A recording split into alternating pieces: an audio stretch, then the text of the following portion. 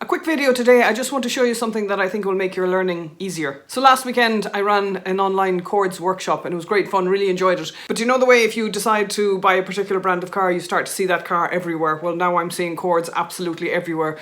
So a couple of things occurred to me and I just wanted to share them with you. And so the first thing is that chords are so often part of the fabric of music that we kind of don't notice that they're there. I mean, some chords are very obvious, you know, left-hand chords, and we play the melody over them and they're three notes stacked on top of each other and we can see them there clear as day and we can identify them. But more often than not, you'll find chords built into the melody of music and you'd often not notice they're there unless you're actually looking for them. But if you develop a feel for them and start to recognize them, then it can make the learning of your music so much easier because you're not then looking at a bunch of individual notes. You're finding groups of notes that you can chunk together as one piece of information. So when I talk about looking for patterns in music, that's one of the things I mean. Being able to spot a chord or an arpeggio in music, it just makes it so much easier to learn. So let me start off by showing you a couple of examples of chords being sort of interwoven into the fabric of a piece of music.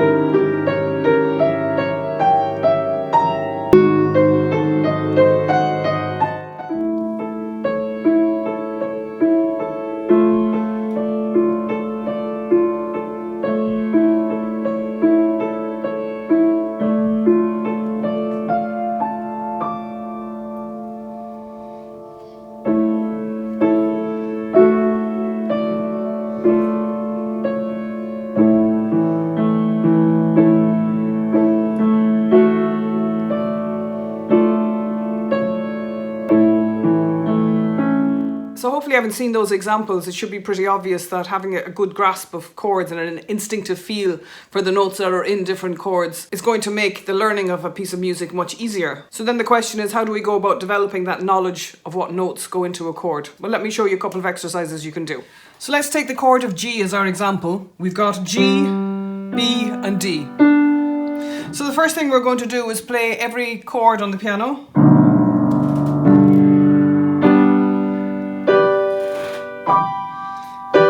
Back down again, and then we can play it as a broken chord,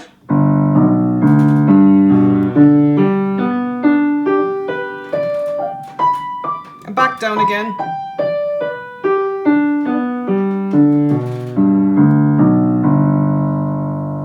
so that'll give you a feel for what the basic notes are in the chord. But now we're going to make it more interesting. We're going to play it in first inversion. So to invert a chord, we take the root note and we bring it up to the top. So it's still a G major chord, but now our G is at the top. So we've got B, D and G. And this is where you're really going to start to get familiar with what notes are in the chord. So again, you can play it as a block chord first of all. You have to look really carefully to find those notes.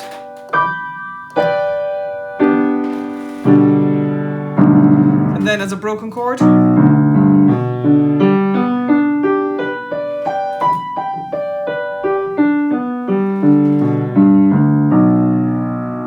And then we're going to invert it again. So this time we're going to bring the B up to the top. So now we have D, G and B.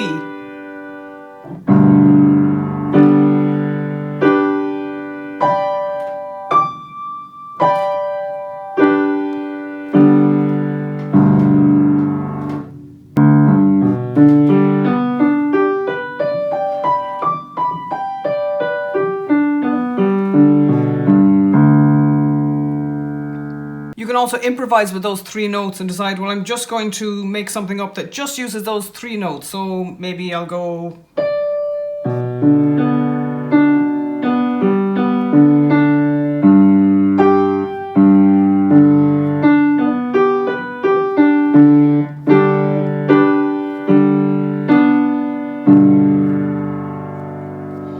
So just confining yourself to the three notes that are in whatever chord it is you're working on. Those kinds of exercises can be easily fit it into your practice as part of your technical regimen. And you can just take one chord at a time and work through it that way and develop a feel for it. You might say, well, I'm actually very early on in my piano learning process, maybe I don't need to start looking at chords yet. But I would suggest that the earlier you get started on something like this, the better, because definitely you're going to meet chords in music. So if you've already been working on them and getting to know them, it's just going to make your journey that much easier. So which chords should you start learning? Well, when you're starting off, most of what you play will be in the key of C. And the three most important chords in the key of C will be C, F and G, because those are the chords built on the first, fourth and fifth degrees of the scale. So in any key, those are the important chords. So in the key of C, you've got C, F and G. A little bit down the line, you'll start to add repertoire in the key of G, because that's just got one sharp, so it's easy enough to add. And you have already got two of those chords, because G and C are the 1 and 4 of the key of G, so you're just adding D, which will be your 5 chord. And in the key of F, which has just one flat, so you're going to come across that one quite soon as well. You'll already have C and F, you'll have worked on those from the key of C, and you'll just need to add a B flat major chord.